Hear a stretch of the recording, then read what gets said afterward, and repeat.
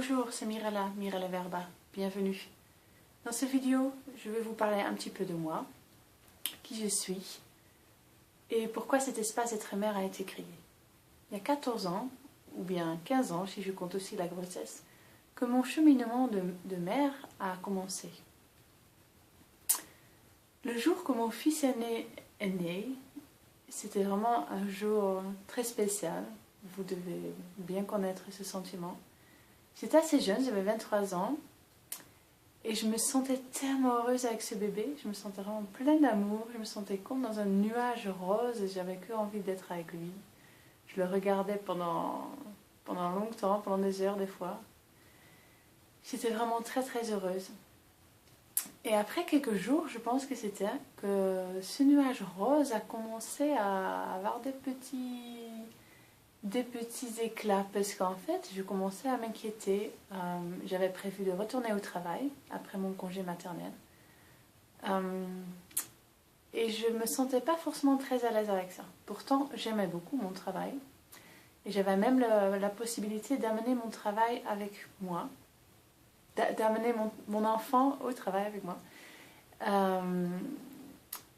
et pourtant je me sentais pas très en paix avec cette idée de retourner au travail. Je voyais qu'une façon assez subtile que je commençais à créer un certain espace, une certaine distance entre moi et mon enfant.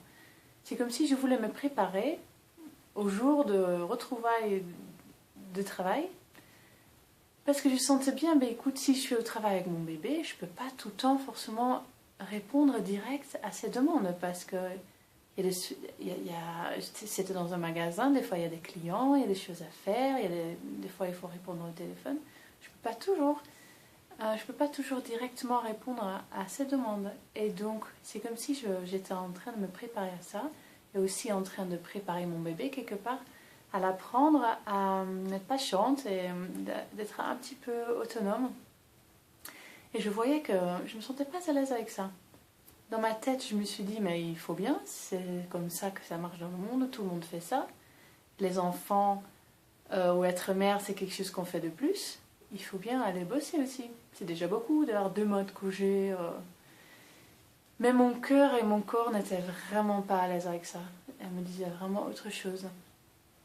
Donc, c'était un lutte à l'intérieur, mais assez vite, j'ai quand même pris une décision. C'était un moment très puissant pour moi, je me la rappelle comme si c'était hier. J'étais dans la chambre avec mon fils Michael dans mes bras. Et il y a la question qui m'est venue, mais qu'est-ce qu'il a besoin lui en fait?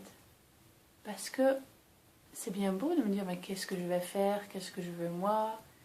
Mais ma vie a changé, aujourd'hui je suis une maman.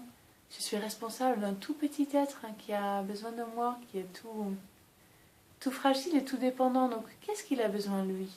Peut-être c'est ça qui est plus important à me demander. Donc, je suis restée un petit moment avec ces questions et assez vite, la réponse qui m'est venue, c'était vraiment qu'il a besoin de moi au moment que lui, il a besoin de moi.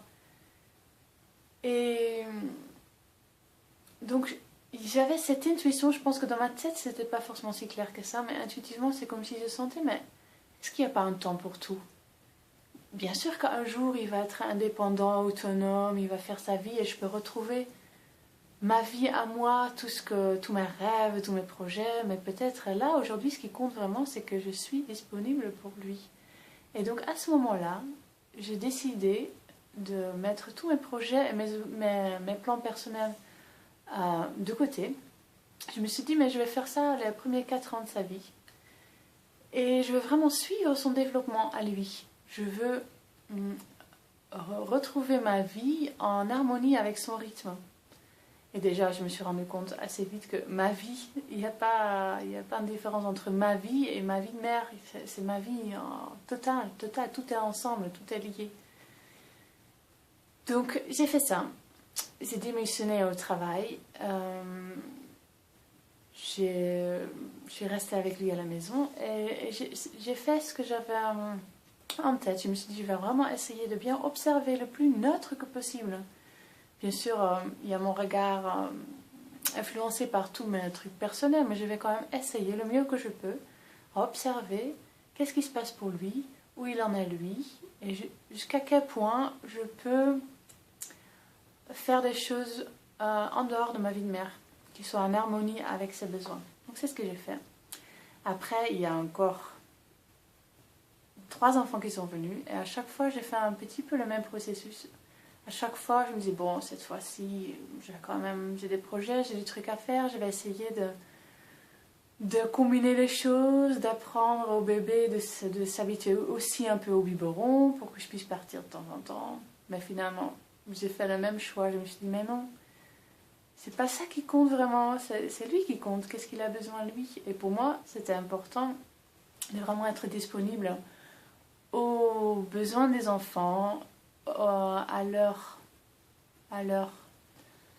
développement, leur développement, je ne peux pas le dire autrement.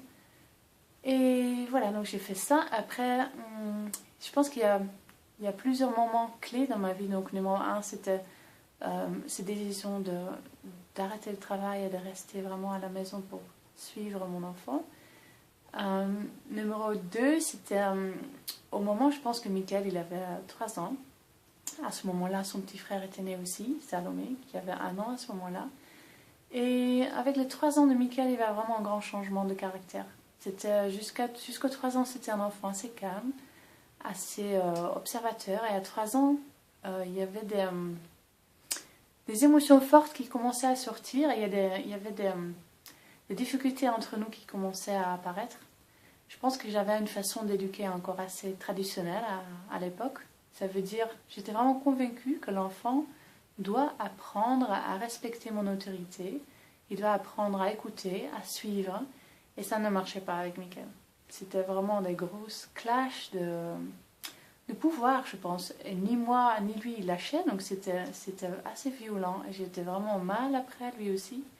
Et en fait, la nuit, il faisait des crises d'asthme, et c'est surtout ça qui m'a fait réfléchir.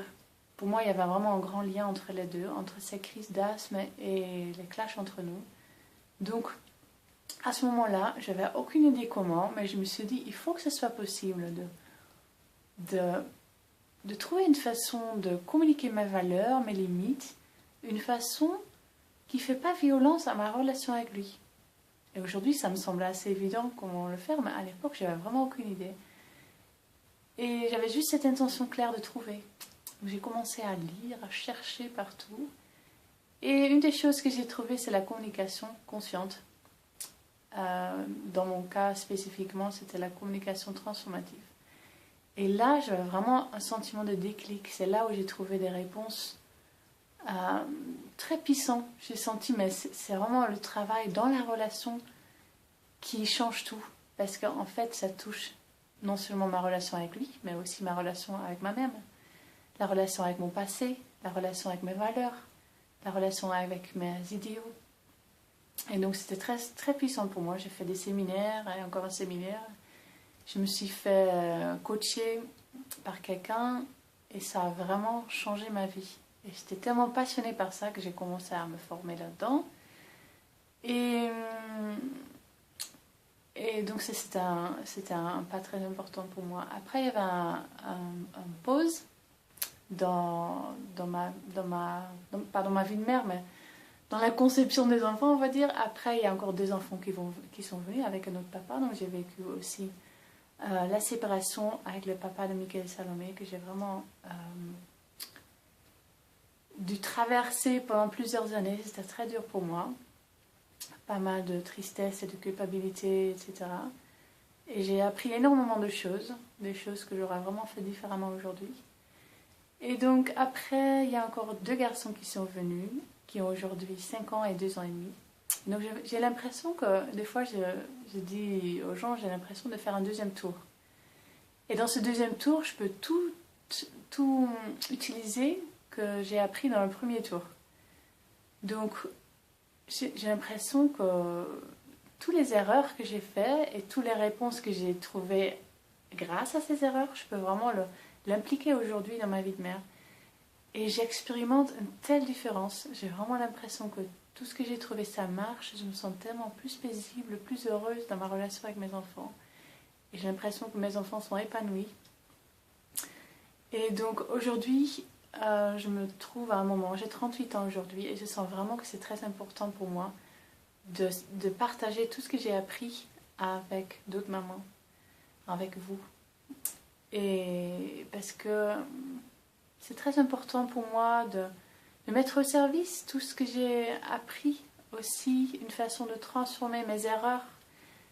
Parce que si ce que j'ai appris peut servir les autres pour éviter qu'elles font les mêmes erreurs ou qu'elles n'ont pas besoin de traverser les mêmes périodes difficiles de tristesse, de culpabilité, de sentiments d'impuissance que moi, je serais vraiment très très heureuse.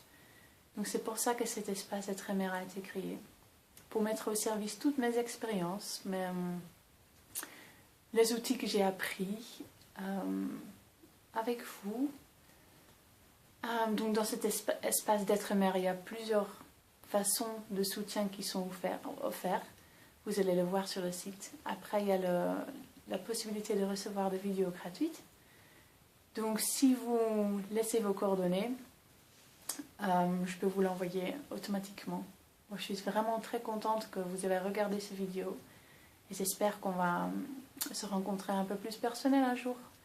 Je vous remercie beaucoup et je vous souhaite vraiment beaucoup de paix et beaucoup de joie dans ta vie de mère et avec tes enfants et toute ta famille. Au revoir.